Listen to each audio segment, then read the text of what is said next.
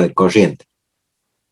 La densidad de corriente la habíamos definido como la cantidad de corriente eléctrica que pasa a través de una superficie o de un área. Y habíamos visto que estaba en función también de la cantidad de cargas por la carga, por la velocidad de deriva de cada una de las cargas eléctricas, digamos, que circulaban a través de ese conductor eléctrico. Teniendo en cuenta esto, vamos a definir ahora lo que llamamos resistividad. La densidad de corriente también es proporcional al campo eléctrico. Y la razón entre el campo eléctrico y la densidad de corriente para algunos materiales se mantiene constante.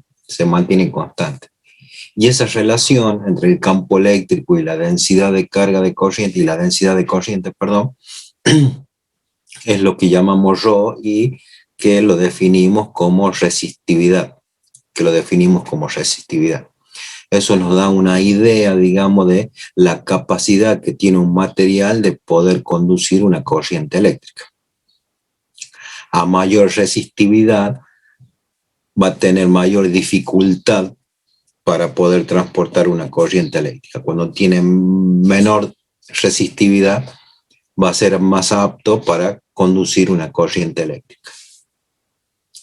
Y como es el cociente entre el campo eléctrico y la densidad de corriente,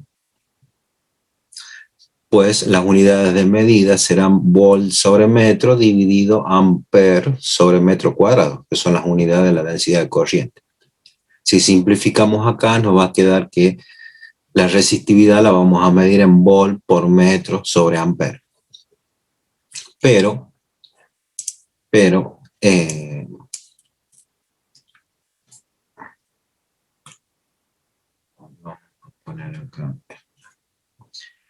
la relación de un volt sobre un amper se define con una nueva unidad de medida que la llamamos ohm.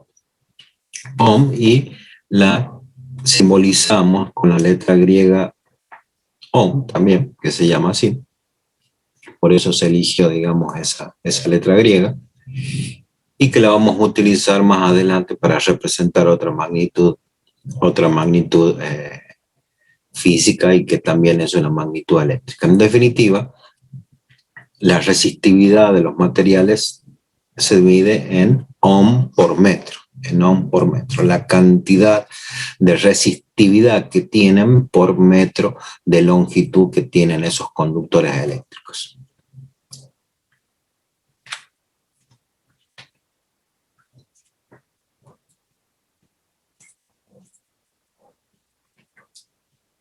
Acá podemos ver algunos valores característicos de algunos materiales. Obviamente los materiales conductores van a tener una baja resistividad, porque son los más aptos para conducir la corriente eléctrica. Por eso observen ustedes acá que el subíndice que tiene es 1 por 10 a la menos 8. O sea que la resistividad que tienen por metro de longitud es muy chiquitita. Y así va empezando a subir hasta llegar hasta los aislantes. Los aislantes que sabemos que no son conductores de la electricidad. Y observen que el factor por el que están multiplicados los aislantes es 1 por 10 a la 14, a la 15, a la 16, etc. Entonces los aislantes tienen mucha resistividad. Al tener mucha resistividad impiden el paso o el desplazamiento de las cargas eléctricas dentro de sus átomos. Por eso no conducen la electricidad, debido al alto valor de la resistividad que tienen. Por eso observen la diferencia acá de 1 por 10 a la 14 con 1 por 10 a la menos 8. Tenemos una diferencia, digamos, de 22 unidades, aproximadamente, entre un conductor eléctrico y un aislante eléctrico.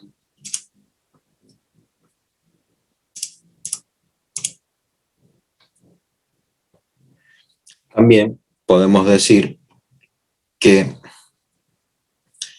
la inversa de la resistividad, la inversa de la resistividad, la inversa de la resistividad es lo que llamamos conductividad, conductividad de los materiales eléctricos o de los materiales. Y obviamente las unidades de medida también serán pues 1 sobre ohm por metro, que eran las unidades de la resistividad. Y la conductividad, de forma inversa a la resistividad, nos dice, digamos, qué tan buen conductor de la electricidad es un material. A mayor conductividad, mejor conductor de la corriente eléctrica.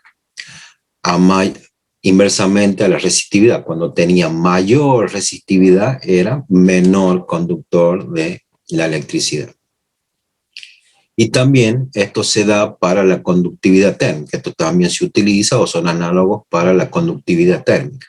Por lo general, existe una relación entre los materiales que son buenos conductores de la electricidad, también por lo general son buenos conductores del calor o de una cantidad de calor.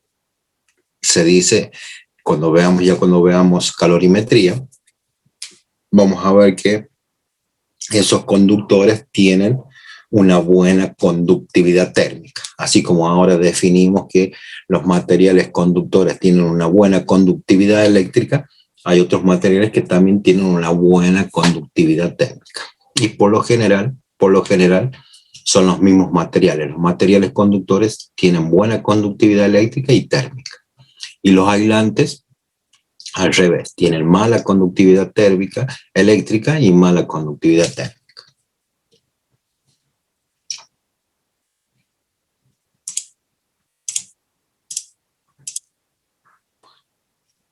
Bien, también lo que tenemos que decir, bueno, acá tenemos los semiconductores. Ahora vamos a volver acá un poquito a la tabla que teníamos. Acá observen que también teníamos algunas aleaciones que son buenas conductoras de la electricidad, y también tenemos semiconductores. También acá tenemos semiconductores. Esto significa que los semiconductores se van a transformar en conductores eléctricos bajo circunstancias particulares, digamos, donde nosotros lo tenemos que manejar o ponerlo en alguna condición en particular para que se transformen en conductores. Digamos, no son conductores naturales, pero sí nosotros podemos hacerlos conducir a través de una condición particular.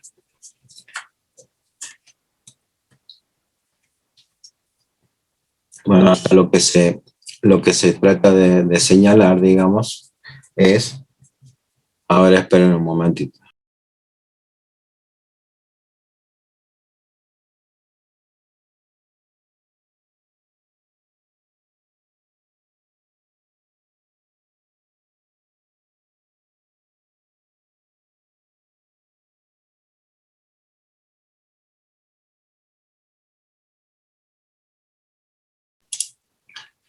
Bien, lo que representa esta gráfica que es que todos aquellos materiales que cumplen con la ley de la resistividad, donde habíamos visto que la resistividad ρ, que era el cociente entre el campo eléctrico y la densidad de corriente, se mantiene constante, pues si se mantiene constante va a ser esta línea roja que nosotros vemos acá, digamos, va a ser una función lineal, va a ser una función lineal entre la corriente eléctrica y la tensión eléctrica en este caso. Y ese tipo de conductores, digamos, ese tipo de conductores se llaman conductores óhmicos o conductores lineales porque respetan, digamos, que la relación entre el campo eléctrico y la densidad de corriente se mantiene constante. Y todos aquellos que no respetan, pues son los materiales no óhmicos que difieren un poco de esa linealidad, digamos, de la constante de la resistividad. Acá también tenemos otra tablita donde tenemos los conductores. Acá tenemos los valores de resistividad. Observen que están en el orden de los 10 a la menos 4, los 10 menos 8, como habíamos visto. Estos son todos los conductores. Acá tenemos los conductores. Y también acá abajo podemos observar su inversa, digamos, que es la conductividad. Acá observen que la conductividad es positiva, digamos, por eso es un factor positivo acá, que estamos, o el exponente es positivo de la potencia en base 10. De forma inversa, digamos, en los aislantes recuerden que la resistividad es grande y la conductividad es muy chica. Entonces ahí podemos observar la relación entre la resistividad y la conductividad de los materiales aislantes, conductores y semiconductores.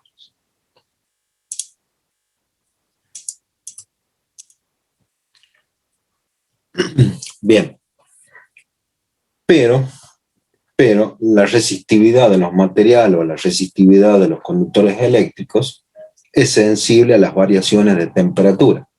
Es sensible a las variaciones de temperatura. Por lo tanto, a medida que va aumentando la temperatura del conductor eléctrico, su resistividad aumenta. Por lo tanto, la capacidad que tiene de transportar la carga o la capacidad que tiene de transportar una corriente eléctrica disminuye porque aumenta su resistividad. Y esto se debe que al producirse el calentamiento del conductor eléctrico, los electrones o los átomos empiezan a vibrar con mayor velocidad. Recuerden, o no sé si sabían, y si no es una excelente oportunidad para decirlo. Cuando nosotros, digamos, la temperatura de los materiales se define como la cuantificación de la energía cinética de las moléculas de un material. Cuando nosotros cuantificamos esa energía cinética, le decimos que el material tiene una determinada temperatura con una escala determinada. Por ejemplo, decimos que un conductor eléctrico tiene una temperatura de 50 grados Celsius. Cuando nosotros decimos eso, lo que estamos cuantificando en una forma más práctica, en realidad, es la energía cinética del movimiento de las moléculas de un material determinado.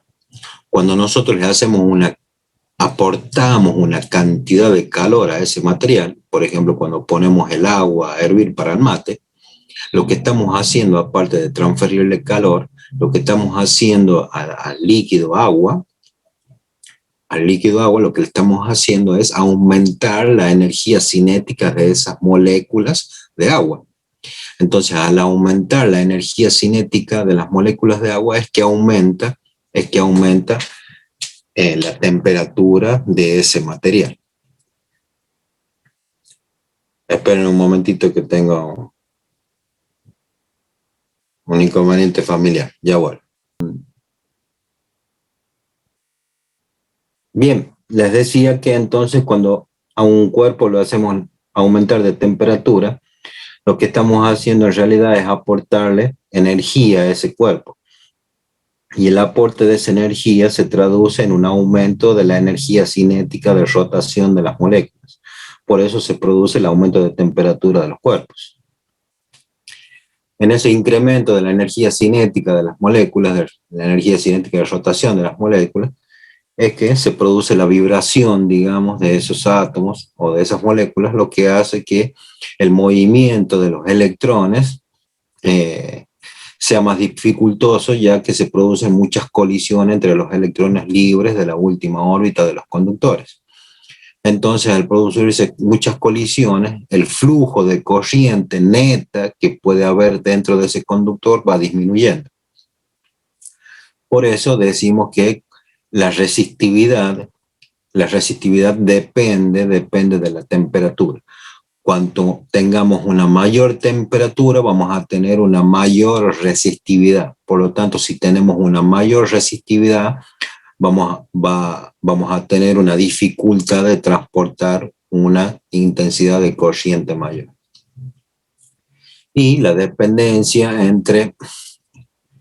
de la resistividad, digamos, va a estar en función de esta ecuación que tenemos acá, donde podemos observar que tenemos la resistividad sub cero, que es la resistividad del material a esta temperatura inicial T sub cero. y es factor común de 1 más alfa por la temperatura final a la que estamos llevando ese cuerpo. Por eso esto se llama salto de temperatura o delta de temperatura, donde alfa es el coeficiente de resistividad del material. Eso depende, digamos, de qué material estemos observando o estemos realizando el incremento de temperatura, pues va a variar porque depende de qué material sea, va a ser el valor determinado del coeficiente de temperatura. Entonces, en Profe, definitiva, sí. ese uno siempre va a estar ahí, o sea, no va a Sí, porque es un cambiar. factor común. Sí, sí. En Ah, ok. realidad, si nosotros hacemos distributiva, digamos, acá nos quedaría ρ sub 0 más ρ sub 0 por alfa, etcétera. Entonces, lo que hacemos acá es sacar los factor común, por eso es 1 más todo esto que tenemos acá. Lo importante es identificar el salto de temperatura, o sea, la temperatura inicial y la final a la que se incrementa la temperatura, qué tipo de material estamos utilizando para saber cuál es el coeficiente de resistividad que tenemos que utilizar y, bueno, con esta fórmula calculamos cuál es la variación o cuál va a ser la resistividad que va a tener al final de la temperatura.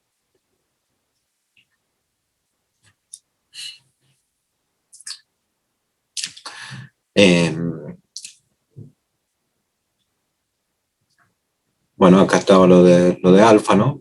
Que es el coeficiente de resistividad, que como les decía, depende de qué tipo de material sea el conductor eléctrico. Acá tenemos un ejemplo, una tablita donde tenemos diferentes coeficientes de resistividad de acuerdo al tipo de material que sea el conductor eléctrico o el material por donde queremos conducir una corriente eléctrica.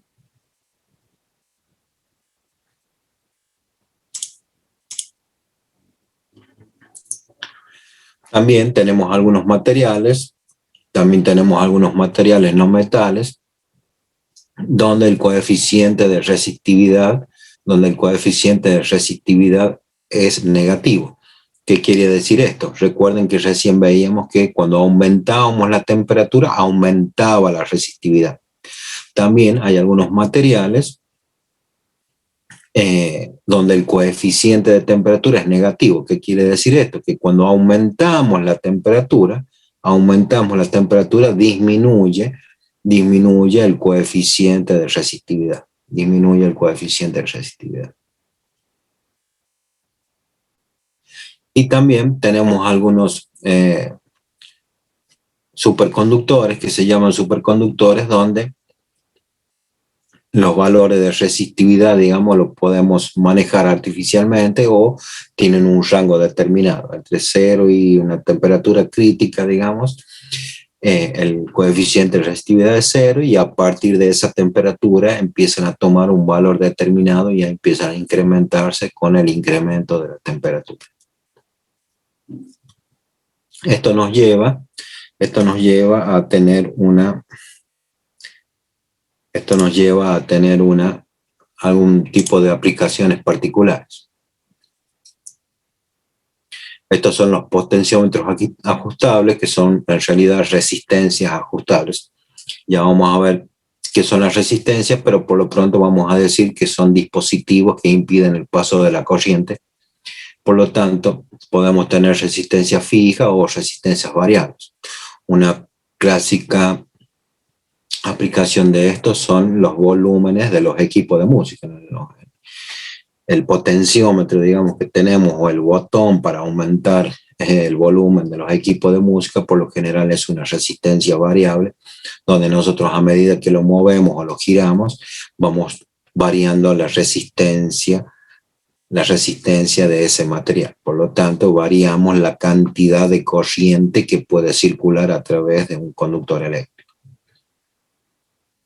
Y también tenemos otros dispositivos como los NTC, que son los que habíamos visto que tienen un coeficiente negativo de resistividad, que también lo podemos utilizar para poder hacer una llave eléctrica o una llave electrónica dependiendo de la temperatura donde lo hagamos funcionar. Hay otros como los PTC, como vimos, que tienen un coeficiente positivo, por lo tanto su resistencia va a aumentar, digamos, a medida que aumente la temperatura. Y después hay otros dispositivos que se llaman LDR, que son resistencias que dependen de la luz, o sea que la resistencia de este material depende de la cantidad de luz que nosotros hagamos influir sobre esa pantallita, digamos, que tienen en la parte superior. Va a variar la resistencia de acuerdo a la cantidad de luz que nosotros hagamos incidir sobre esa pantalla. Esas son algunas aplicaciones prácticas, digamos, de cómo utilizar los coeficientes de resistividad de los materiales.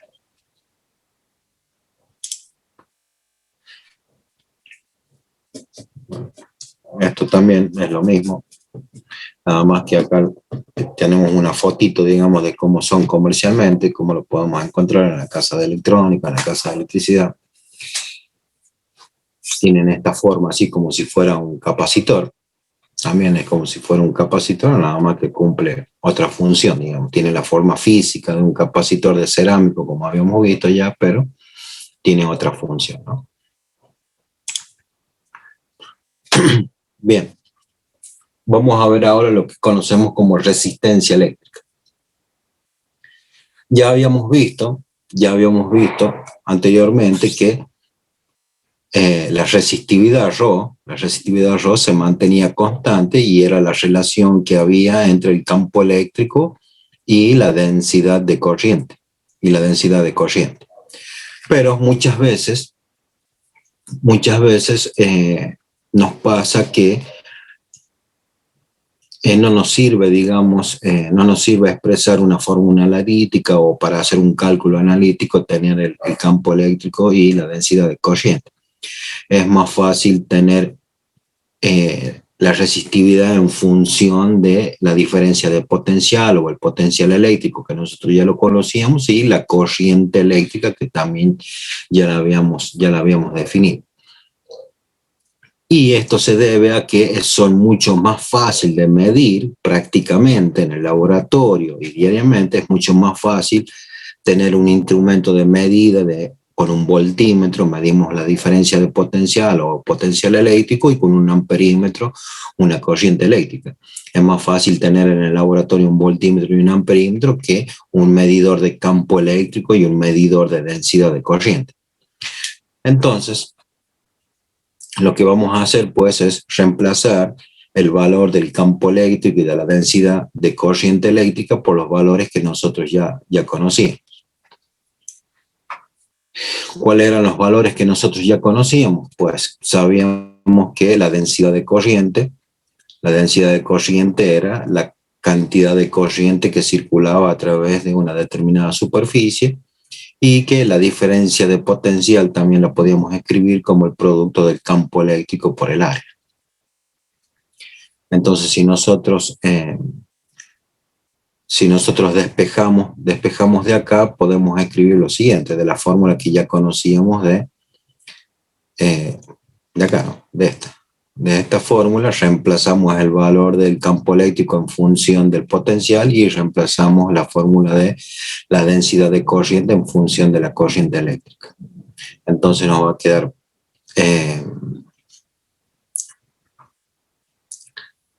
el potencial eléctrico sobre la longitud y multiplicado por la resistividad por I sobre el área. ¿Y por qué queda la longitud acá? No lo dijimos, pero es una excelente oportunidad para decirlo.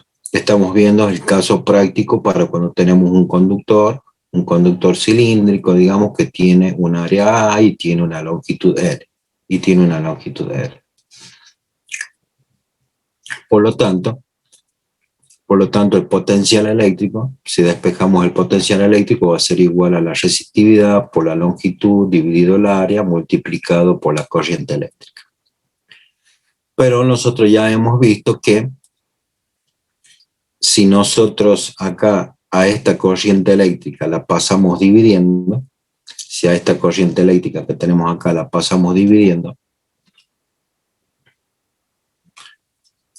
Si a esa corriente eléctrica nosotros si la pasamos dividiendo, es lo que nosotros definimos como resistencia eléctrica. Es lo que definimos como resistencia. Es lo que definimos como resistencia eléctrica. El cociente entre el potencial eléctrico dividido la intensidad de corriente eléctrica es lo que definimos como resistencia eléctrica. Por lo tanto, va a ser igual a esto que tenemos acá. Por lo tanto, la resistencia de un material conductor de esta forma va a estar dado por el producto de la resistividad por la longitud del conductor dividido el área del conductor. Y eso es lo que definimos como resistencia eléctrica. Por lo tanto, la resistencia eléctrica de un material va a estar definido por sus condiciones constructivas. Va a estar definido por sus dimensiones físicas y por el tipo de material que utilicemos. Porque tenemos la longitud, tenemos el área y tenemos el coeficiente de resistividad o la resistividad del material, que ya habíamos visto que dependía de qué tipo de material utilicemos acá, si es plata, oro, aluminio, cobre, etc. Entonces, la resistencia eléctrica de un material está dado por sus dimensiones y características físicas que tiene ese conductor eléctrico. Y también la resistencia se define como el cociente entre el potencial eléctrico y la resistencia eléctrica. Y esto es lo que nosotros conocemos comúnmente, esta relación. Esta relación es lo que nosotros conocemos comúnmente como ley de Ohm. Ley de Ohm. Y la ley de Ohm es tan importante que la van a utilizar hasta el último día de su trabajo profesional o no. Es tan importante que hasta el día de hoy, por ejemplo, yo la sigo utilizando. Así que es muy importante conocer y entender el concepto de la ley de Ohm. Es la relación, fíjense en que es la relación que existe entre estas tres magnitudes eléctricas que podemos encontrar en cualquier circuito eléctrico o electrónico. En cualquier circuito electrónico vamos a tener la relación de el potencial eléctrico, de la corriente eléctrica y de la resistencia eléctrica. Por eso decimos que es una de las leyes fundamentales de la electricidad. Bien, otra forma también de encontrar la ley de Ohm es si despejamos la corriente eléctrica, ¿no? Por lo general se la encuentra así, de esta forma. La corriente eléctrica es igual al potencial eléctrico dividido la resistencia. Ya sabíamos que la corriente eléctrica se medía en amperes, el potencial eléctrico en volt y la resistencia hemos visto que la medíamos en ohm. No recuerdo si dijimos que la medíamos en ohm.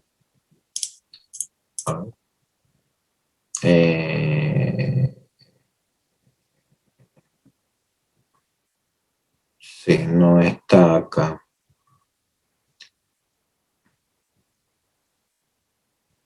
Sí, profe, usted lo dijo.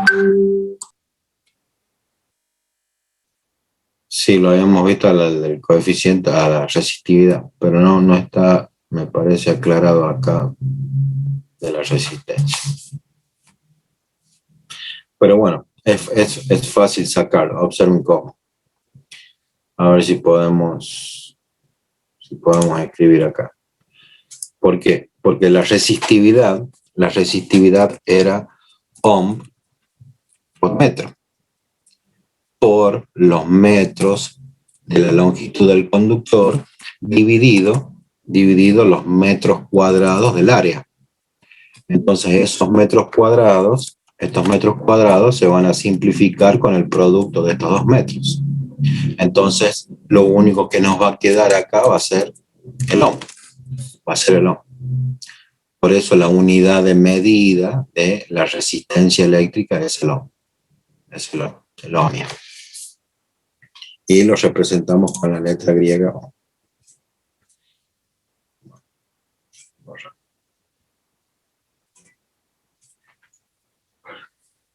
Bien.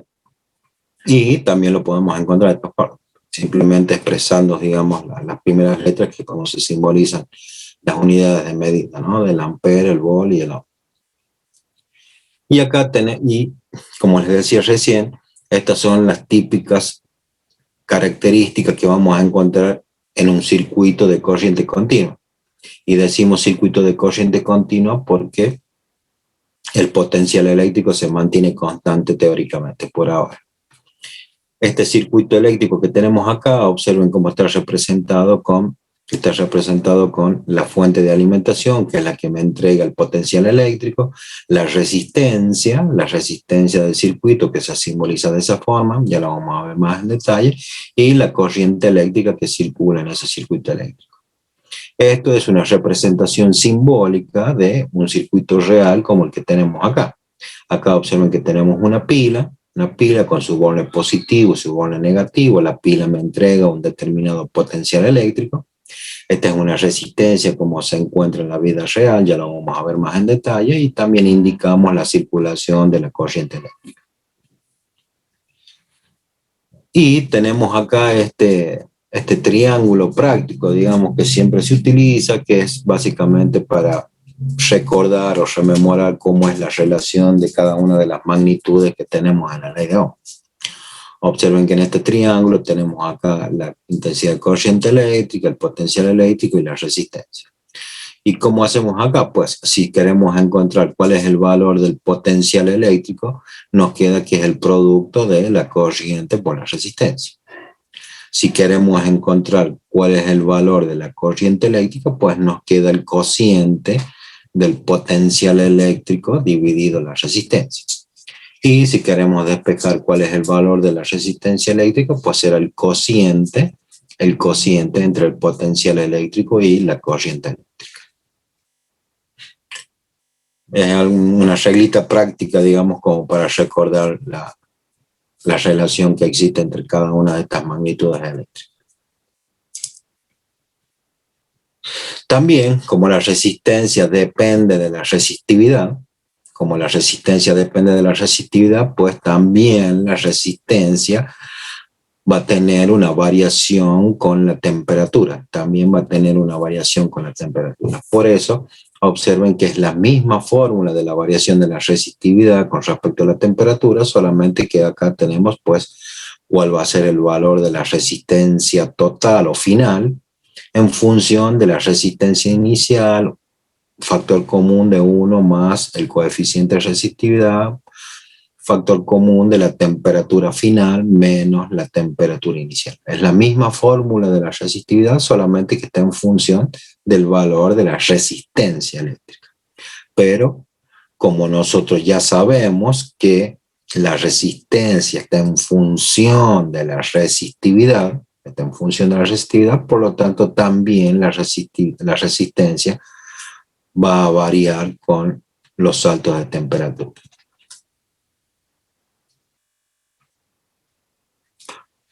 Bueno, la resistencia de esta forma son las formas comerciales en las que las encontramos.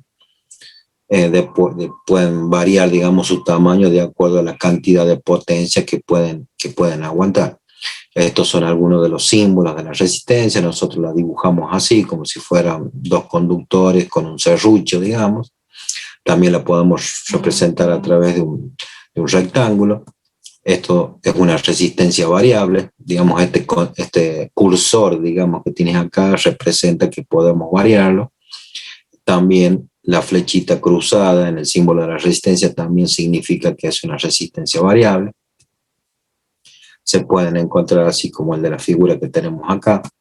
Este es un LDR, como el que les mostraba recién, donde les decía que varía su resistencia de acuerdo a la cantidad de iluminación que hagamos incidir acá sobre esta pantalla. Las resistencias también pueden ser variables. Observen cómo acá tiene una muequita en cruz, donde nosotros podemos insertar ahí un destornillador y podemos ir variando la resistencia eléctrica de este dispositivo. Este es el potenciómetro como el volumen de los equipos, el termistor que ya lo habíamos visto, y este puede ser una resistencia de alta potencia, digamos, de grandes dimensiones. Cuando hablo de grandes dimensiones de una resistencia así, puede ser, por ejemplo, como el tamaño de de, de un encendedor, por poner un ejemplo práctico, digamos. Esto puede tener el tamaño de un encendedor. Esto es el tamaño de una uña, como para que tengan una idea. Y como observamos, y como les decía, estas son todas opciones comerciales. Son todas opciones comerciales que nosotros vamos a la casa de electrónico, electricidad y las compramos directamente. Pero todos estos valores comerciales son valores estandarizados y vienen en determinados valores. No podemos, y si nosotros necesitamos una resistencia de 153 ohm, no hay resistencia de 153 ohm. Tenemos que conseguir una comercial y después convertir esa resistencia, ya vamos a ver cómo, a un valor determinado que nosotros necesitemos. Los valores comerciales que tenemos se identifican a través de una banda de colores que tienen la resistencia. Observen cómo esta resistencia acá tiene las bandas de colores, esta que tenemos acá también. Estas de potencia no, como son grandes vienen escritas acá directamente. ¿Ve? Por ejemplo, dice 250 ohm. Por ejemplo, esta dice 250 ohm. Esta dice 330 ohm. Pero esta que tiene el código de colores de la resistencia la vamos a identificar de la siguiente forma. Siempre vamos a encontrar tres colores juntos hacia un lado del borne de la resistencia y uno más separado hacia el otro lado del otro borne de la resistencia. Los primeros dos colores nos dicen cuáles son las unidades de esa resistencia. Y según el color que tenga, va a ser el número que tenga. Por ejemplo, las bandas pueden ser negras, rojas, todos los colores que tenemos acá, y cada color corresponde a un número determinado. La segunda banda también nos va a decir cuál va a ser el segundo dígito del valor de la resistencia. Y el tercer color es el multiplicador, es por la cantidad que tenemos que multiplicar para saber su valor real. Por ejemplo, acá tenemos amarillo, pues será 4, después tenemos 7, o sea el violeta, o sea que tenemos 47, y el multiplicador es el naranja. Por lo tanto, tenemos que multiplicar por un K o por 1000. Entonces vamos a tener 47.000 ohm o 47K o 47K kilo ohm, ¿no? Kilo ohm, o 47.000 ohm. Y la última banda, esta que teníamos que decíamos que era más separada, esa nos indica la tolerancia que tiene esa resistencia. ¿Qué significa la tolerancia? Pues significa o nos da una idea de la calidad constructiva que tiene esa resistencia. Observen que si esa resistencia tiene una banda marrón en la última banda, tiene una tolerancia de más o menos 1%.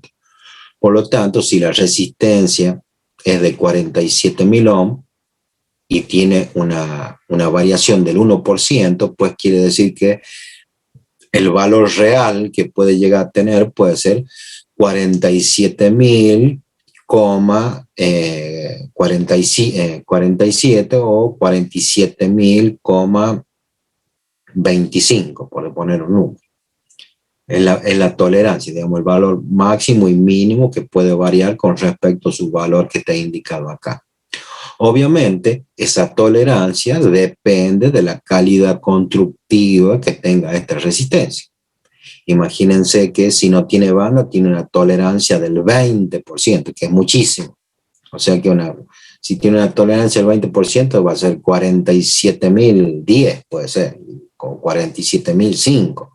O 46.995, y eso la verdad que es muchísimo porque no es un valor tan exacto. Pero como les digo, eso depende de la calidad constructiva de la resistencia. Obviamente nosotros tenemos que saber identificar la última banda para saber qué tipo de resistencia estamos comprando. Obviamente este que tiene una tolerancia del 20% es mucho más barata que esta que tiene una tolerancia del 1%, ¿no? Pero bueno, esas son cosas que nosotros tenemos que saber identificar. Aparte del valor que tiene la resistencia, tenemos que saber identificar también la tolerancia para saber cuál es la calidad de la resistencia que estamos comprando.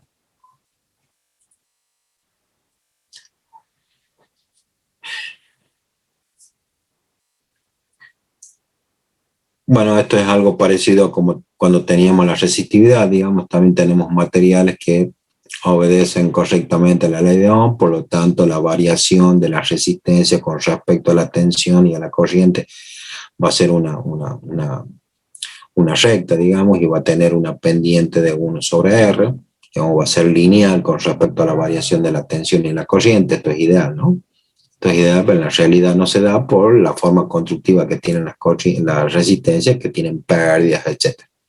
Pero tenemos que saber identificar que en una situación ideal la variación, digamos, de la resistencia con respecto al voltaje y a la corriente se mantiene constante.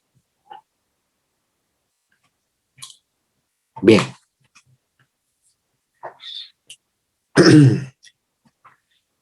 Vamos a comenzar ahora con fuerza electromotriz y circuitos.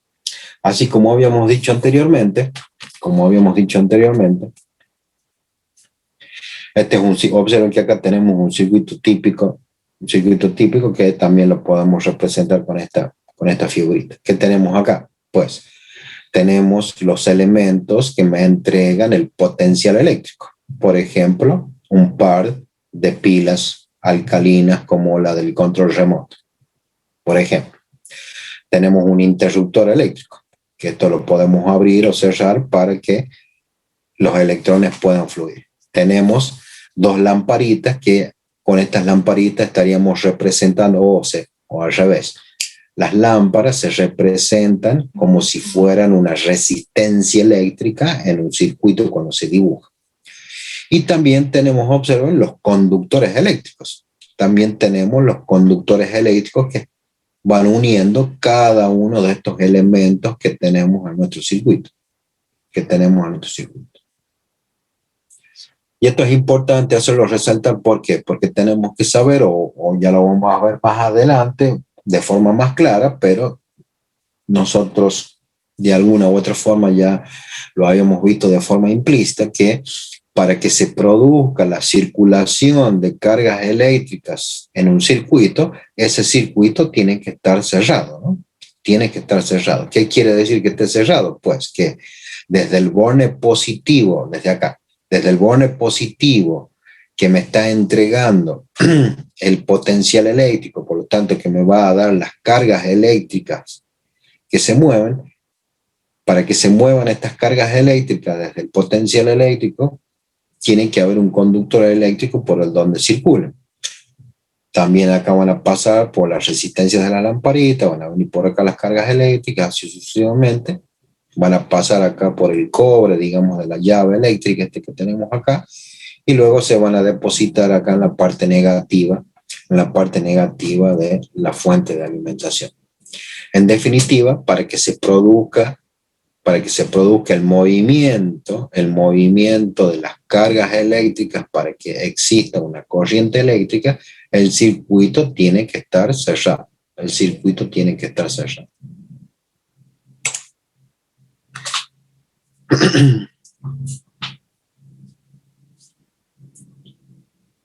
Bien, vamos a ver una situación que pasa cuando tenemos un conductor eléctrico. Observen que no tenemos por ahora un circuito cerrado, simplemente tenemos el conductor eléctrico, donde de alguna forma podemos introducir, no introducir, sino podemos generar un campo eléctrico dentro de ese conductor eléctrico. Por lo tanto, con la generación de ese campo eléctrico, lo que va a pasar es que vamos a tener acumulación de cargas positivas en un extremo y acumulación de cargas negativas en el otro extremo. Y esa acumulación de cargas positivas y negativas en los extremos de ese conductor, en definitiva, pues es un par de placas paralelas con cargas positivas y negativas. Y nosotros ya hemos visto que entre un par de placas cargadas con cargas negativas y positivas se producía un campo eléctrico. Entonces, por la distribución que se producen de las cargas en el conductor eléctrico, va a aparecer acá un campo eléctrico E2,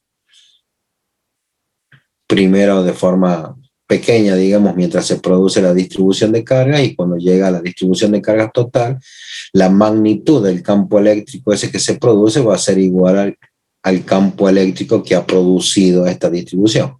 Por lo tanto, el campo eléctrico neto que vamos a tener acá dentro del conductor eléctrico va a ser igual a 0, porque los dos tienen el mismo módulo y tienen sentido contrario. Entonces, cuando ocurre esta situación, no tenemos movimiento de carga, dentro del conductor eléctrico. No tenemos movimiento de carga dentro del conductor eléctrico, ya que las cargas ya están distribuidas y están quietas ahí. Por lo tanto, si no tenemos movimiento de cargas eléctricas, la corriente eléctrica va a ser igual a 0, porque la densidad de corriente es igual a 0. Recuerden que la corriente eléctrica es la cantidad de cargas eléctricas que pasan en un determinado tiempo. Y la densidad de carga es la cantidad de corriente eléctrica que tenemos por unidad de superficie.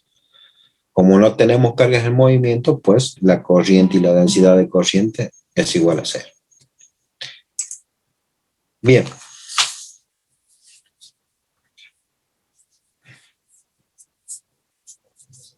Acá vamos a trazar una analogía con la fuente, con la fuente de agua que tenemos ahí en la figura, para tratar de entender cómo se produce el fenómeno de esa separación de cargas, o cómo podemos hacer para pasar una carga que está a un potencial menor a un potencial mayor, que en definitiva es lo que pasa en una fuente eléctrica o en una pila. ¿Cómo lo vamos a tratar de trazar una analogía con la fuente? Pues imagínense que las cargas eléctricas es el agua, digamos, que tenemos en la fuente. Una vez que se rebalsa, digamos, acá en la parte superior, la fuente, digamos, el agua cae, o sea que la carga empieza a caer hasta acá y después llega hasta el final. Entonces observen que la carga acá, esta carga en movimiento que va disminuyendo, que va bajando, en realidad también podemos observar que va perdiendo energía potencial. Porque va disminuyendo su altura con respecto al horizontal, o con respecto a nuestro marco de referencia que tenemos, que es el suelo acá. También va perdiendo energía potencial. ¿Y qué pasa con el agua? Llega al final, digamos. En la parte de abajo, esta fuente, digamos, con este panel solar, tiene una bombita, digamos, y lo que hace es subir el agua que va cayendo hacia el final, vuelve a subir el agua, digamos, hasta acá, hasta arriba, y la larga de nuevo por acá por la fuente superior, para que ese ciclo, digamos, se mantenga continuo, ¿no? Entonces, en realidad, la bomba de agua que tenemos acá abajo, lo que hace es que a esa molécula de agua, por llamarlo de alguna forma, lo que hace acá esa bomba de agua es hacerle ganar energía potencial. Desde la base, que es donde recoge el agua, y la hace pasar por la bomba, la hace ganar una determinada energía potencial hasta la parte superior. O sea que esta molécula de agua, que había perdido energía potencial, la recupera la energía potencial con la bomba y vuelve a su ciclo original, para que sea de forma cíclica, digamos, y pueda seguir funcionando la fuente. Bueno, básicamente, así de forma muy esquemática, o de forma muy gráfica, digamos, con respecto a la fuente, es lo que pasa con las cargas eléctricas en una fuente de alimentación, en una pila.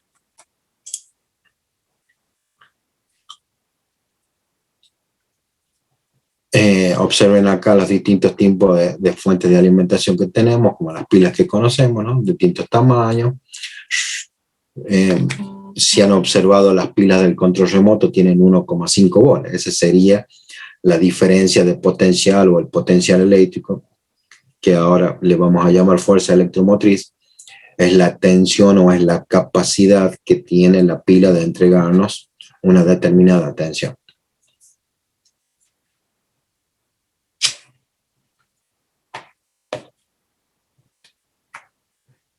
Entonces, como les decía, para hacer pasar una carga, digamos, que está a menor potencial a un lugar de mayor potencial, a pasar a una carga de mayor potencial, estaríamos cumpliendo la función de la bomba, de la fuente de agua, ¿no? Entonces, para poder hacer pasar una carga que está a un potencial menor a un potencial mayor, pues necesitamos un dispositivo que haga aumentar la energía potencial eléctrica de esa carga para poder llevarla a un mayor potencial. Ese trabajo, digamos, ese trabajo o esa energía potencial que vamos a necesitar para llevar esa carga a un potencial mayor es lo que llamamos fuerza electromotriz. Es lo que llamamos fuerza electromotriz y la abreviamos con FEM. Con FEM, que es la abreviatura de fuerza electromotriz. Y como nos dice acá, en realidad no es una fuerza, sí es una energía potencial eléctrica, es una energía potencial eléctrica. Y como es una energía potencial eléctrica, si recuerdan, nosotros habíamos definido la energía potencial eléctrica cuando vimos potencial eléctrico, que era la cantidad, o habíamos definido en realidad el voltaje, el potencial eléctrico. El potencial eléctrico lo habíamos definido como la cantidad de energía potencial eléctrica por unidad de carga.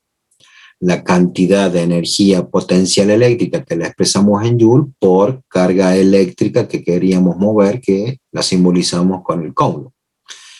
Y definíamos de esa forma el potencial eléctrico que lo medíamos en volt. Por eso el volt es un Joule, o un volt es un Joule sobre Coulomb.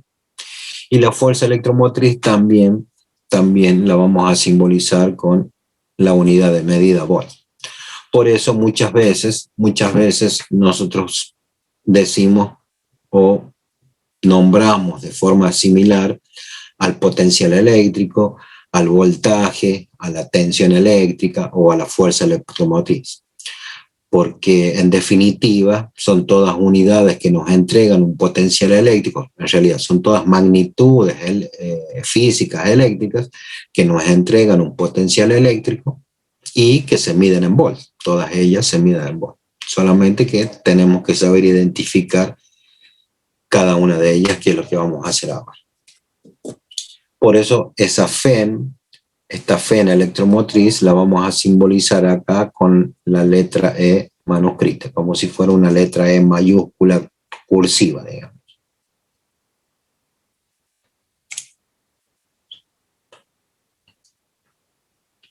Bueno, acá tenemos una pila como la que conocemos, digamos.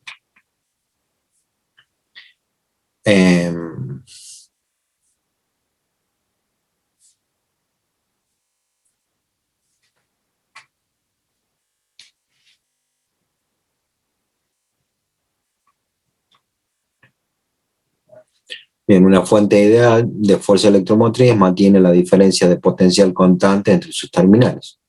Serían los 1,5 volts que podemos identificar en las pilas o en las baterías, independientemente de la corriente que pasa a través de ellas. Y la fuerza electromotriz se define cuantitativamente como la magnitud de esa diferencia de potencial. Por eso es que muchas veces, digamos, a la fuerza electromotriz también le llamamos potencial eléctrico o voltaje.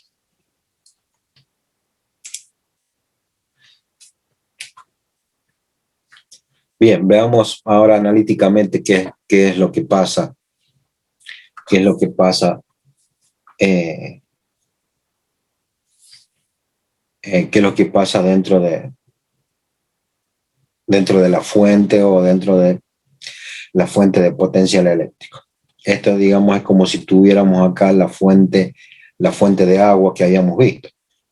a esta carga negativa que tenemos acá, nosotros la queremos hacer, la queremos, digamos, a esta carga eléctrica que tenemos acá dentro de la pila, lo que nosotros queremos hacer es hacerle ganar una determinada energía potencial eléctrica para que se transporte, digamos, hasta la parte positiva, para que esa carga, una vez que la conectemos a un circuito, empiece a fluir a través del circuito eléctrico. Entonces, todas las cargas, porque recuerden que esta carga que va a pasar, bueno, ya lo vamos a ver más adelante, pero les voy adelantando como para que lo puedan entender. Cuando nosotros cerramos un circuito, creo que estaba en el próximo, acá, o acá. Cuando nosotros cerramos un circuito, tenemos la fuente de alimentación, los conductores y la resistencia. Cuando nosotros cerramos un circuito, todas las cargas eléctricas positivas que tenemos acá empiezan a recorrer el circuito y luego llegan hasta acá, hasta la parte negativa, digamos, de la fuente de alimentación.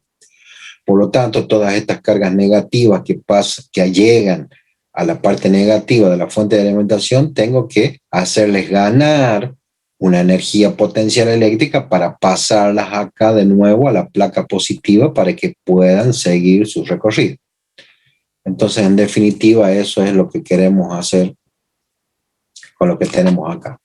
Todas las cargas positivas que lleguen acá al borne negativo, queremos hacerlas pasar a este borne positivo o a la placa positiva, y para poder lograr eso, ¿qué tengo que hacer? Esta carga eléctrica tiene que ganar una determinada energía potencial eléctrica. Tiene que ganar una energía potencial eléctrica. ¿Qué sería? Eso sería la función de la bomba en la fuente de agua. La bomba le hacía ganar una energía potencial, digamos, a las moléculas de agua que iba subiendo. Ahora bien,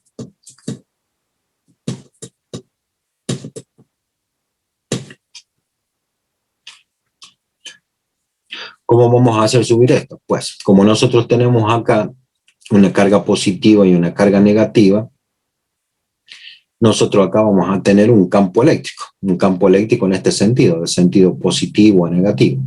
Y si tenemos ese campo eléctrico, esta carga eléctrica positiva va a estar influenciada o va a aparecer en ella una fuerza eléctrica por la ley de Coulomb, o debido al campo eléctrico, en definitiva.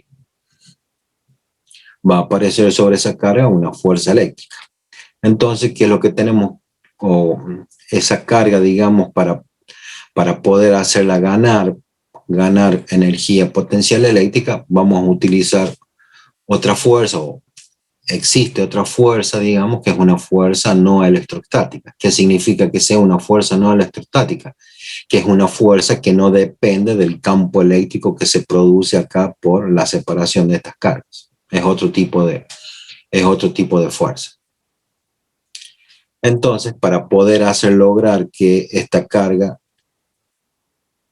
acumule o obtenga mayor energía potencial eléctrica, pues esta fuerza no electrostática tiene que ser mayor que la fuerza eléctrica para poder subir.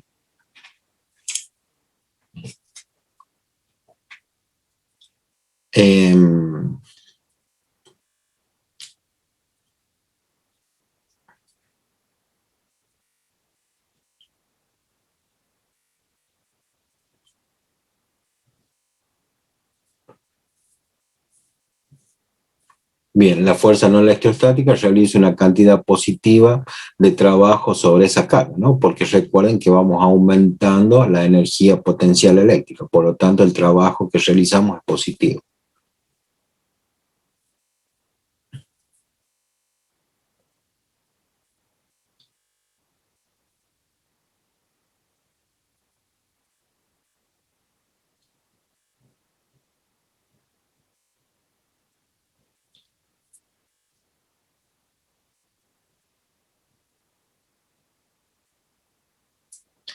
Bien.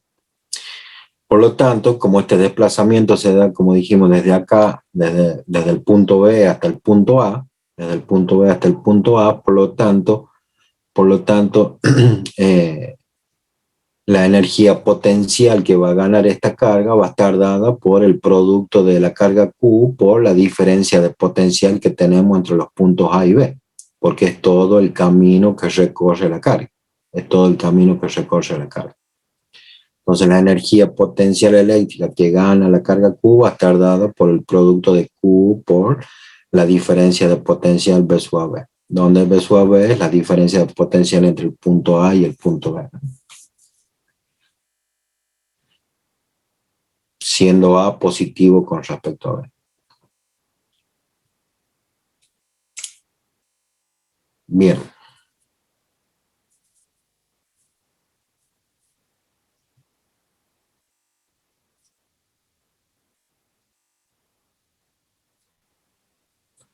Bien, esto es importante también decir que, que durante todo el recorrido, durante todo el recorrido de la carga desde el punto B hasta el punto A, las magnitudes de las fuerzas no electrostáticas y la fuerza de la ley de Coulomb o la fuerza eléctrica debido al campo eléctrico son de la misma magnitud, pero de sentido contrario. Por lo tanto, el trabajo realizado sobre la carga es igual a cero. Lo que sucede simplemente es el aumento de la energía potencial eléctrica debido a la diferencia de potencial B sub a B. Por eso acá nos dicen es como levantar un libro del piso a un estante elevado con una rapidez constante. No hay un incremento, digamos, de la velocidad, pero sí hay un incremento de la energía potencial por la altura que ganamos. Y acá hay un incremento de la energía potencial eléctrica debido al paso del punto B negativo al punto A positivo.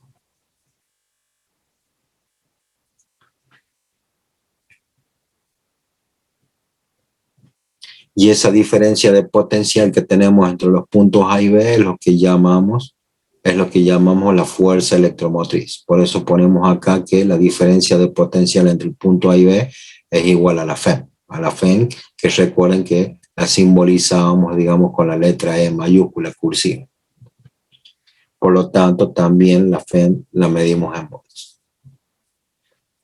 Esto es para una fuente ideal, donde no tenemos en cuenta las pérdidas o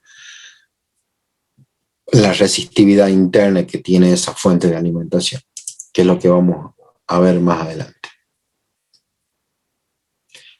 Como dijimos, todo eso se va a dar, digamos, cuando también tengamos un circuito cerrado. Cuando tengamos un circuito cerrado, recuerden que las cargas eléctricas se van a mover a través del conductor eléctrico hasta llegar acá, hasta el bono positivo de la fuente de fuerza electromotriz.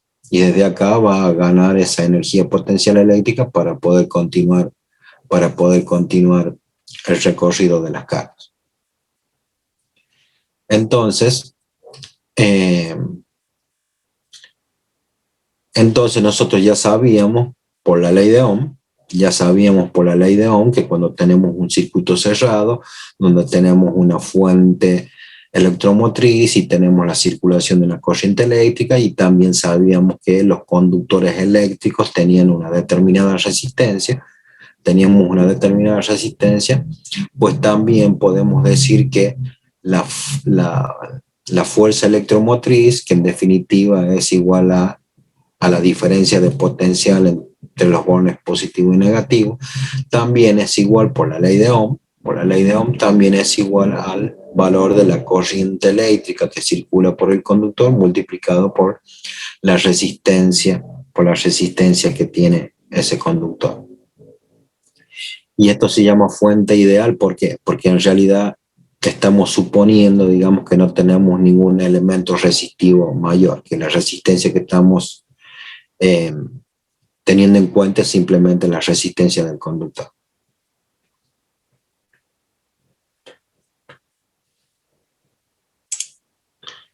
Bien, vamos a ver ahora qué pasa en un caso real.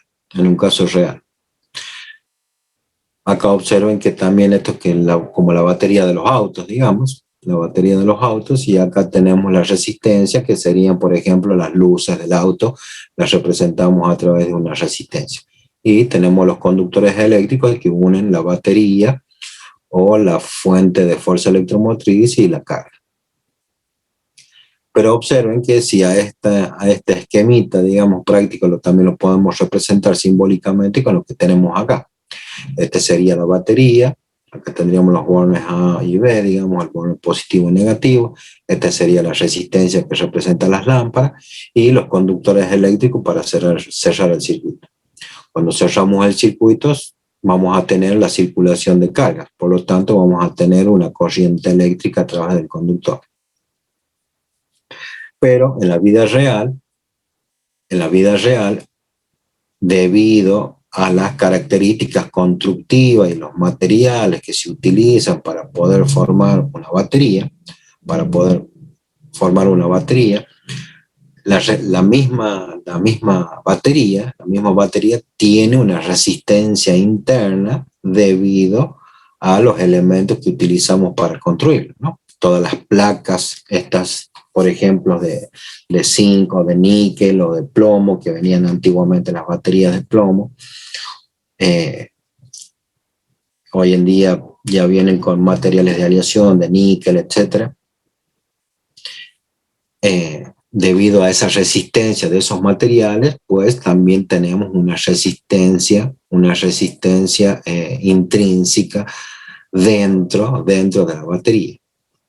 ¿Y qué queremos ejemplificar, digamos, con esto? Que la FEM, la fuente de fuerza electromotriz, por ejemplo, de la pila la pila del control remoto, nosotros cuando medimos acá, la pila del control remoto da 1,5 volt. Da 1,5 volt. Ahora, viéndolo internamente, la FEM en realidad debe estar entregando por poner un número burdo, 1,8 volt. 1,8 volt. Pero después acá en esta resistencia tenemos una caída de tensión.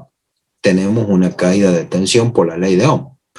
Recuerden que por la ley de Ohm, la caída de tensión en una resistencia es igual al producto de la corriente por esa resistencia. Entonces, acá en esta resistencia van a estar cayendo 0,03 volt. 0,03 volt. Que a los 1,8, perdón, serían 0,3 volt.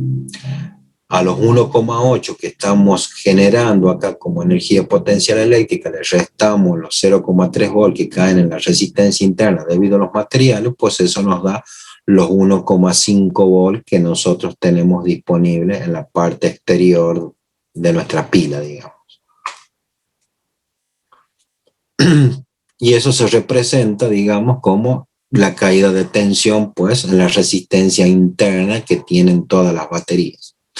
Por eso es importante identificar en el problema que nos pueden llegar a dar si el circuito o si la fuente de alimentación que nos dan tiene resistencia interna o no.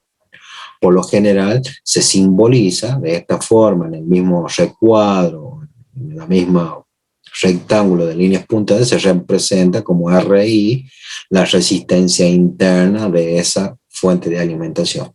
Y la resistencia de la carga se la representa con otro subíndice, R1, R2 o RC de carga, etc. Lo que sí tenemos que saber nosotros es que si tenemos una resistencia interna en el circuito, tenemos que considerar cuál es la caída de tensión que tiene esa resistencia debido al paso de la corriente eléctrica sobre esa resistencia. Por eso decimos que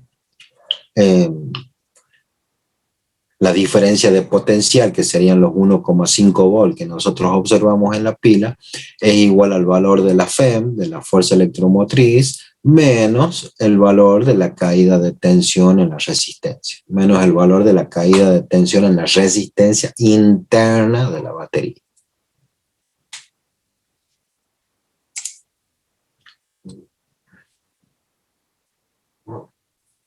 Obviamente una fuente ideal, o si en el problema nos dicen que es una fuente ideal, no se tiene en cuenta la resistencia interna, ¿no? Es simplemente la diferencia de potencial va a ser igual a la FEM directamente.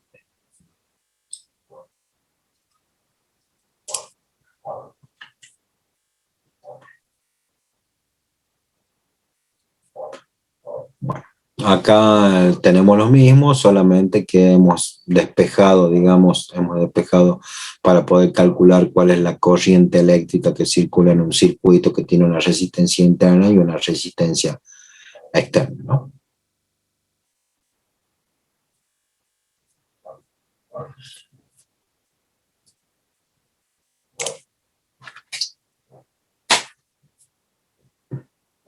Bien, ¿qué hora es? No sé qué hora es. Estamos bien.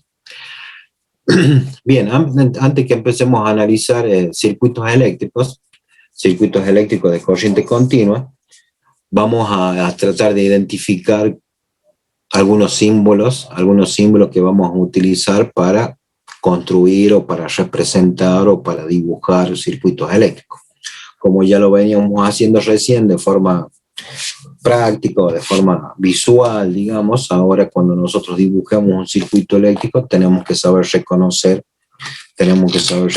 qué tipo de elemento eléctrico estamos dibujando o estamos representando en un problema determinado. Pues como habrán visto, los conductores eléctricos los representamos directamente a través de líneas rectas o curvas, en realidad sin ningún aditamento en particular. Las resistencias eléctricas, como dijimos, las vamos a representar con un serruchito, digamos, con dos conductores donde vamos a hacer las conexiones. Por lo general los representamos con la letra R y un subíndice en particular, R1, R2, R3 o RC1, RC2, etc. Las fuentes de alimentación las vamos a representar así de esta forma, como habíamos visto ya, acá tenemos una placa más larga, digamos, que otra placa, y la placa larga es el borne positivo, de la fuente, o sea, por donde van a salir las cargas eléctricas hacia el circuito. Y que por lo general no se pone el símbolo negativo, digamos, pero la plaquita, digamos, más corta es la parte negativa de la fuente de alimentación. Acá también estamos representando la misma fuente de alimentación, solamente que estamos representando en el mismo rectángulo. Acá observen la resistencia interna de la fuente. La resistencia interna puede estar también del lado negativo o del lado positivo, es indistinto, digamos. Lo importante es representar en un mismo rectángulo la resistencia interna de la fuente de alimentación. Y también podemos encontrar la representación de los voltímetros, que son los instrumentos de medida o de medición que vamos a utilizar para medir la diferencia de potencial, el potencial eléctrico, la fuerza electromotriz o la tensión eléctrica. En definitiva, vamos a medir voltaje. Por eso se llaman voltímetros. Y por lo general lo conectamos en paralelo con respecto a los puntos que queremos medir. Y de la misma forma los amperímetros vamos a utilizar para medir la intensidad de corriente eléctrica, la cantidad de amperes que pasan por un determinado conductor eléctrico o por la rama de un circuito eléctrico. Y como medimos corriente eléctrica, sí o sí la corriente eléctrica tiene que pasar por acá, la corriente eléctrica que queremos medir. Por eso los amperímetros se conectan en serie con respecto a la rama donde queremos medir la corriente eléctrica. Terminamos.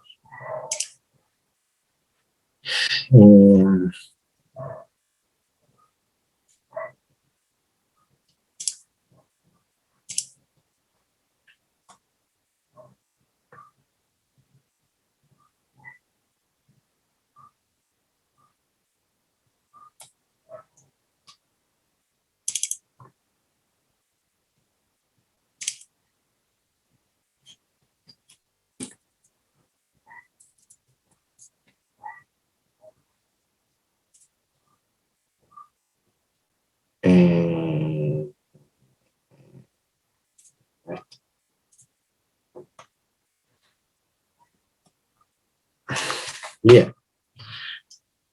Conociendo esto, pues vamos a comenzar a ver los circuitos básicos de corriente continua, o también se los puede encontrar en alguna bibliografía como corriente directa.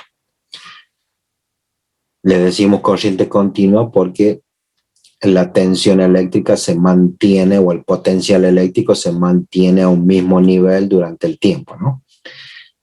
No así la corriente eléctrica o la tensión eléctrica alterna como la que tenemos en la casa, los 220 volts de corriente alterna que tenemos en la casa, de tensión eléctrica que tenemos en la casa. Esa tiene una frecuencia de 50 Hz. Cambia de polaridad de positivo a negativo 50 veces por segundo. 50 veces por segundo. Acá, como tenemos una fuente de alimentación constante, pues estos 12 volts que nos entrega la fuente se mantienen constantes, digamos, durante el tiempo. Por eso se llama corriente continua o corriente directa. Entonces, observen que tenemos algo que más o menos ya habíamos visto. Pues, ¿qué tenemos? La fuente de alimentación, que nos da la FEN o el potencial eléctrico, que lo representamos acá con la letra E y nos da un voltaje de 12 volts. Tenemos los conductores eléctricos para cerrar el circuito, y tenemos una resistencia que tiene un valor de 6 ohms.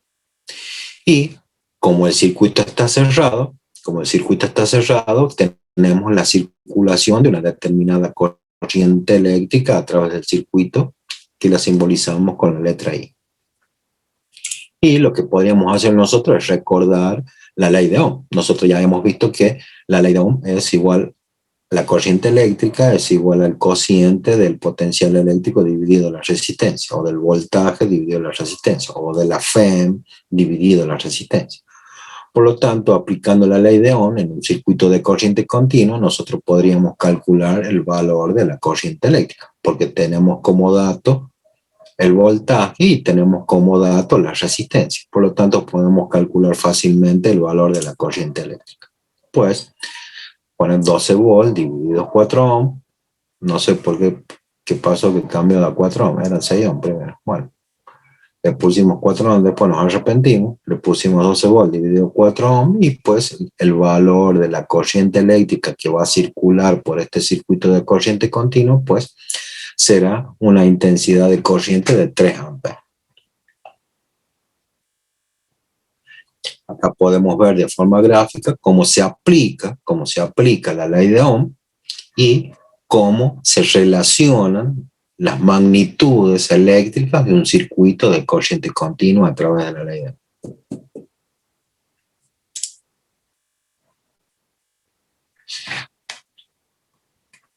Acá, como les decía, vamos a ver el conexionado de los instrumentos de medida. Observen que tenemos el mismo circuito que teníamos recién.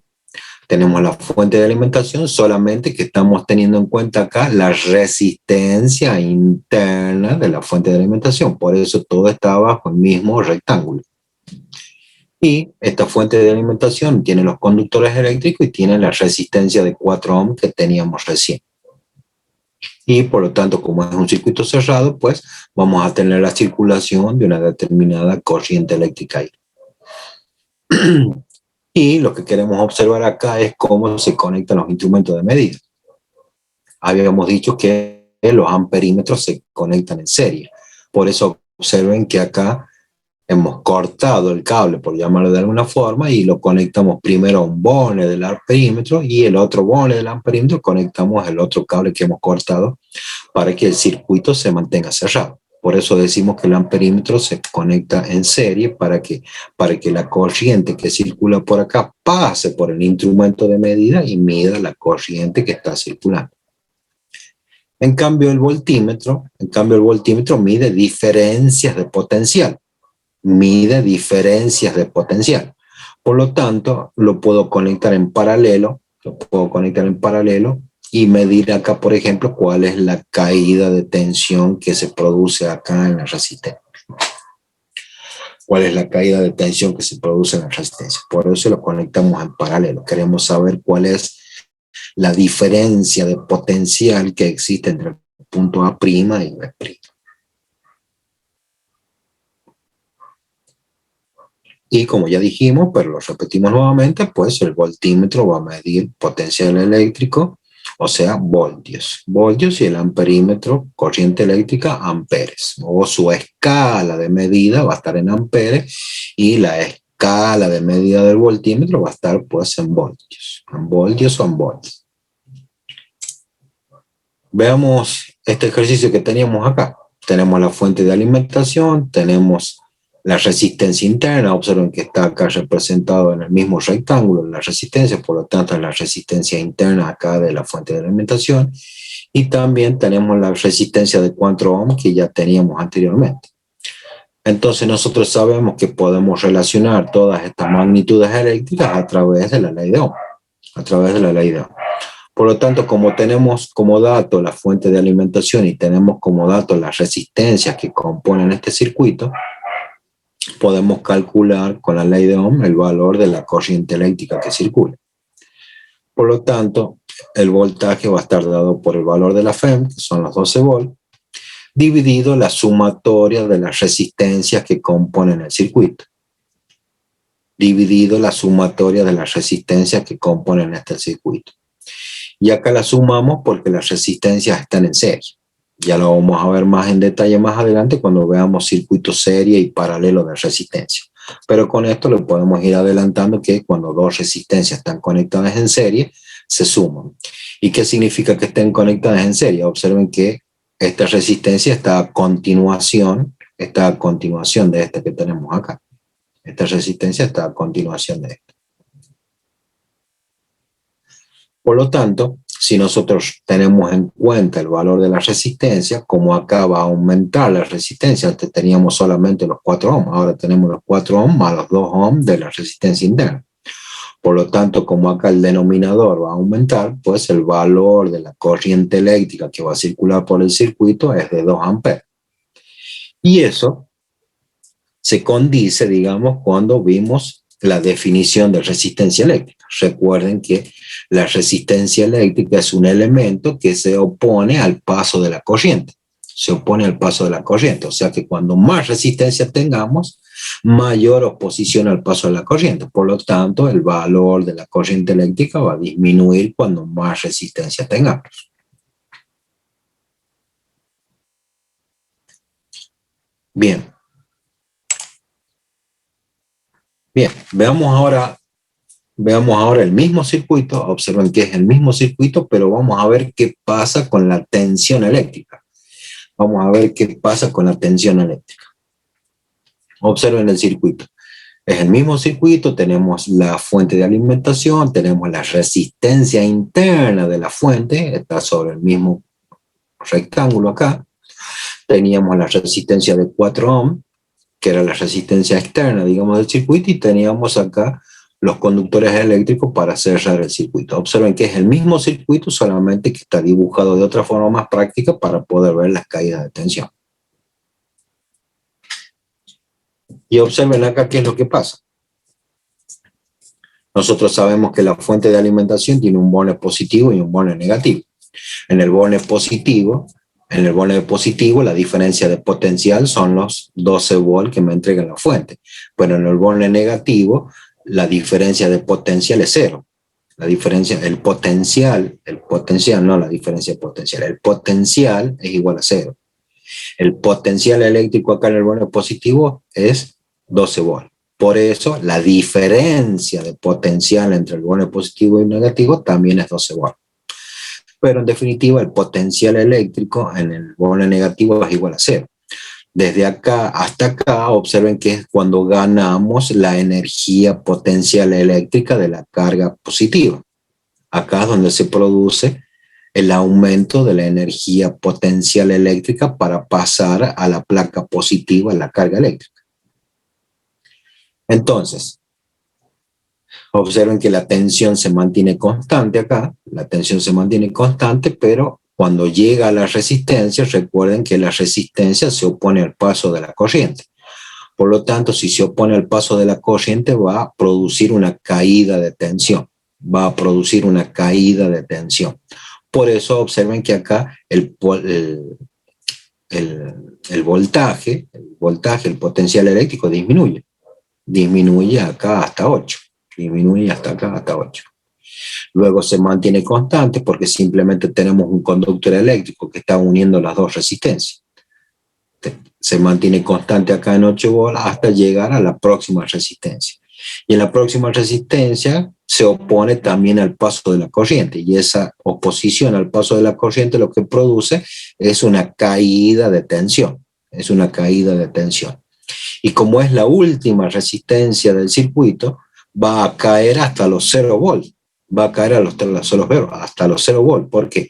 Porque este cable es un conductor eléctrico simplemente y también está conectado, no hay otra resistencia ni ningún otro elemento, está conectado acá al borne negativo para cerrar el circuito.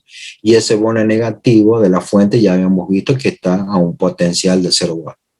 Por lo tanto, desde acá, desde los 8 volts, en la resistencia de 4 ohms va a caer 8 volts, o la caída de tensión en la resistencia va a ser de 8 voltios para llegar a los 0 volts, porque acá ya estamos conectados en el borne negativo de la fuente de alimentación. Bien, ¿cómo vamos a expresar esto que vimos gráficamente, analíticamente? Pues de la siguiente forma. Acá observen que estamos escribiendo que la fuente de alimentación es igual a la sumatoria, de la caída de tensión por la ley de Ohm, es igual a la caída de tensión en la resistencia interna más la caída de tensión en la resistencia externa. Y en un circuito serie, no lo dijimos recién, pero es una excelente oportunidad para decirlo, en un circuito serie de resistencias, la corriente eléctrica que circula por las dos resistencias es la misma corriente. Por eso acá ponemos I y acá ponemos I, lo único que difiere es la resistencia interna y la resistencia externa. Dicho de otro modo, si nosotros a esto lo pasamos restando al otro miembro, nos va a quedar esto que tenemos acá. Dicho de otro modo, la sumatoria de las caídas de tensión de un circuito cerrado tiene que ser igual a 0. Repetimos, dicho de otra forma, la sumatoria de todas las caídas de tensión de un circuito cerrado de corriente continua tiene que ser igual a 0. Y eso lo vamos a ver de forma más práctica más adelante cuando veamos otras aplicaciones de la ley de Ohm y la ley de Kirchhoff. Pero por ahora nos vamos a quedar con eso. Pues analíticamente nosotros podríamos escribir esto. Nosotros ya sabíamos acá, ya lo habíamos calculado en el paso anterior, que la corriente eléctrica era igual a 2 amperes. Por lo tanto, acá nos va a ser los 2 amperes por los 2 ohms de la resistencia interna de la fuente, más 2 amperes por los 4 ohms de la resistencia externa. Por lo tanto, esto es lo que nos da 12 volts, que es el valor de la fuente de alimentación que teníamos o que entrega el potencial eléctrico para que se produzca la circulación de la corriente eléctrica. Entonces repetimos. El paso de la corriente eléctrica a través de una resistencia produce una caída de tensión. Acá, como vemos, es de 4 volts. Sería el producto este que tenemos acá. Los 2 amperes por los 2 ohms me da una caída de tensión de 4 volts. Acá podríamos haber hecho una formulita más y poner estos valores. Acá de la misma forma, el paso de la corriente eléctrica por una resistencia de 4 ohms me produce una caída de tensión de 8 volts, que es lo que tenemos acá. Los 2 amperes por los 4 ohms me produce una caída de tensión de 8 volts. Más los 4 volts que teníamos acá, pues son los 12 voltios que me entrega la fuente de alimentación.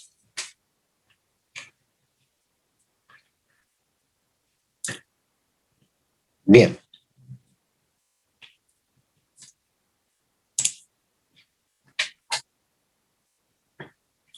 También asociado a esto, podemos definir la potencia en un circuito eléctrico de corriente continua, la potencia y la energía de un circuito de corriente continua. ¿De qué forma?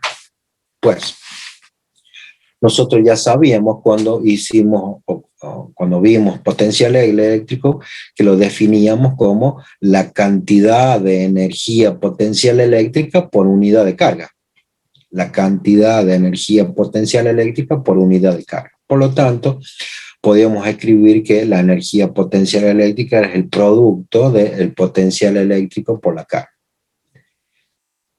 Y también habíamos visto que la corriente eléctrica la definíamos como la cantidad de carga que pasa en un determinado tiempo, o sea, Q sobre T. Q sobre T. Por lo tanto, si reemplazamos acá la carga Q por su equivalente con respecto a la corriente, que sería I por T, y a este T de tiempo lo pasamos dividiendo con respecto a la energía potencial eléctrico, esta es la definición de energía. Esta es la definición de energía. La energía es la cantidad de energía potencial eléctrica que utilizamos en un determinado tiempo. Esto se llama, al revés. La cantidad de energía potencial eléctrica que utilizamos en un determinado tiempo es lo que definimos como potencia eléctrica, Por eso decimos que, o definimos a la potencia eléctrica como el producto de el potencial eléctrico por la corriente eléctrica, que es lo que tenemos acá. A la potencia la denominamos por lo general con la letra P, y decimos que es el producto del potencial eléctrico por la corriente eléctrica I. Y acá habíamos observado que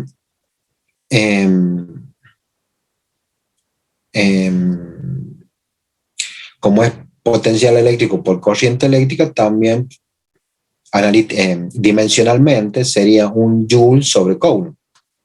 Un joule de la energía eléctrica dividido coulomb de la carga eléctrica. Y la corriente eléctrica es coulomb sobre segundo. Entonces estos coulomb acá se simplifican y nos quedan que es igual a un joule sobre segundo, que me define una nueva unidad de medida, que es el vatio. Es el vatio, que es la unidad de medida que vamos a utilizar para la potencia eléctrica. Pero nosotros también sabíamos ya de la ley de Ohm, o cuando definimos el potencial eléctrico y la corriente eléctrica, que el potencial eléctrico lo medíamos en voltios y la corriente eléctrica en amperes. Por lo tanto, también el producto de 1 volt por 1 ampere también es igual a 1 vatio. O sea que 1 vatio puede ser 1 joule sobre segundos o 1 volt por ampere.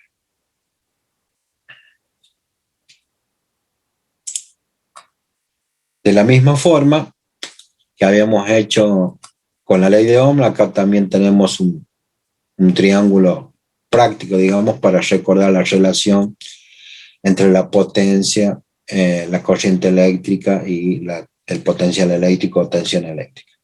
Si queremos averiguar cuál es la potencia, pues será el producto de I por B, como la definición. Si queremos encontrar la corriente eléctrica en función de la potencia, pues será potencia dividido el potencial eléctrico.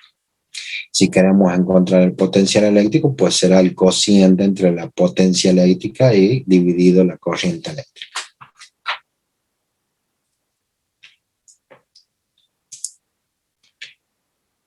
¿Y esto cómo se aplica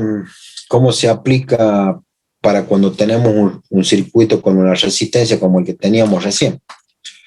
¿Cómo se aplica? Pues, si nosotros, digamos, la potencia esta, a ver dónde está el cosito, esta potencia del producto de el valor del potencial por la corriente eléctrica me va a estar dando la potencia de la fuente de alimentación, o la capacidad de potencia que tiene esa fuente de alimentación. Pero si yo quiero expresar o si quiero encontrar cuál es la potencia que se disipa en una resistencia eléctrica, cuál es la potencia que se disipa en una resistencia eléctrica, por ejemplo, qué es lo que pasa en una lamparita incandescente, de estas lamparitas que tenían un filamento interno, digamos, como las lamparitas viejas, esas transparentes. Ese filamento, digamos, ese filamento que es una aleación de tungsteno, cuando pasa la corriente eléctrica, lo que hace es producir una luminosidad y eso también produce calor. O sea que esa resistencia eléctrica en forma de filamento, aparte de producirlo, se está produciendo calor. Por lo tanto, está disipando una determinada cantidad de calor. Y esa cantidad de calor también es una transferencia de energía.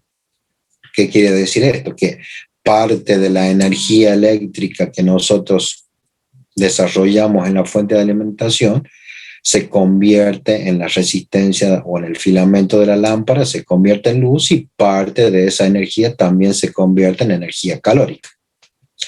Por lo tanto, también es conveniente saber cuál es el valor de la potencia que disipa una resistencia eléctrica.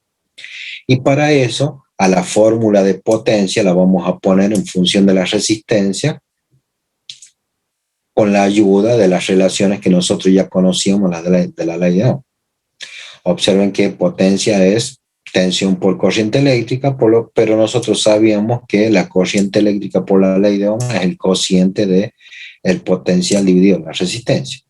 Por lo tanto, a la potencia sobre una resistencia también la puedo poner como el cuadrado de la tensión eléctrica dividido en la resistencia. Por lo tanto, también voltios al cuadrado sobre ohm también es igual a vatios. De la misma forma, si no tengo como dato el potencial eléctrico, pues podría haber reemplazado el potencial eléctrico por su equivalente de la ley de Ohm y poner la potencia en función de la resistencia y de la corriente eléctrica. Entonces la potencia sobre una resistencia también es I cuadrado o el cuadrado de la corriente eléctrica multiplicado por el valor de esta resistencia. Por lo tanto, también amperes al cuadrado sobre ohm, por ohm, también es igual a vatios. También es igual a vatios. Entonces, a esto lo utilizamos cuando calculamos la potencia que se disipa sobre una resistencia. Y a esto, por lo general, lo utilizamos para saber cuál es la potencia que entrega la fuente de alimentación. La fuente que entrega la fuente de alimentación.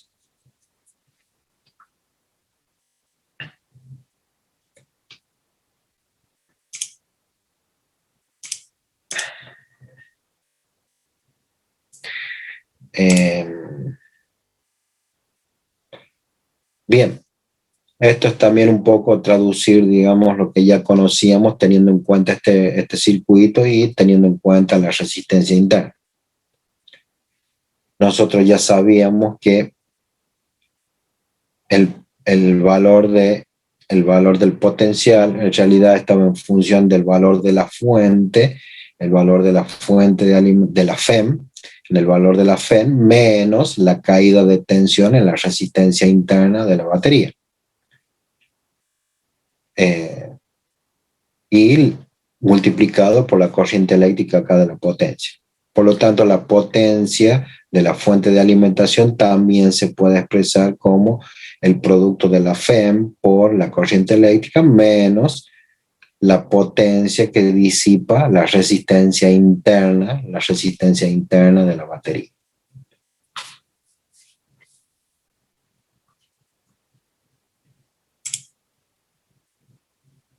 Bien, vamos a llegar hasta acá, chicos. Vamos a llegar hasta acá.